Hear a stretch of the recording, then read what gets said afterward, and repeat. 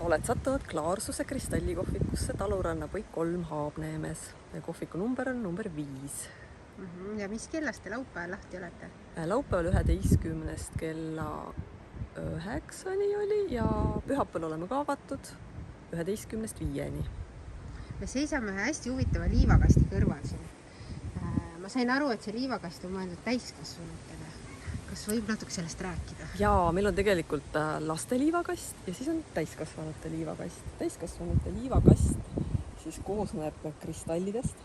Praegu ta on selline natuke nagu kaos, aga igalühel on siis võimalus tulla siia kristallidest nii oma musterlugu ja sellega sa tegelikult korrastad oma elu ja oma välja ja saad niisama kristalle katsuda ja... Ma sain aru, et teie kohvikus on põhirõhk vaimutoidu. Lisaks nendele kristallidele oli veel siin mitu põnevat asja. Ja rahva suureks lemmikuks on meil taro, telk. Elbe Kuldmäe teeb selliseid lühemaid ja pikemaid taroseansse, et see on siis individuaalne taronõustamine tarokaartidega. Ülle Papagoi maalinäitus ja siis sellised spirituaalsed riided on tal tehtud, ise maalitud. Siis saab, kuna tegemist on kristallistuudioga, siis saab endale meisterdada mõne sellise toreda käeehte kristallidest.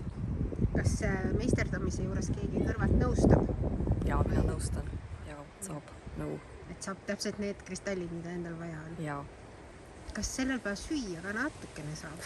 No Klaarsuse kristallistuudio on ju avatud ka muudel päevadel, aga see ongi eriline just, et me ikkagi pakume ka süüa.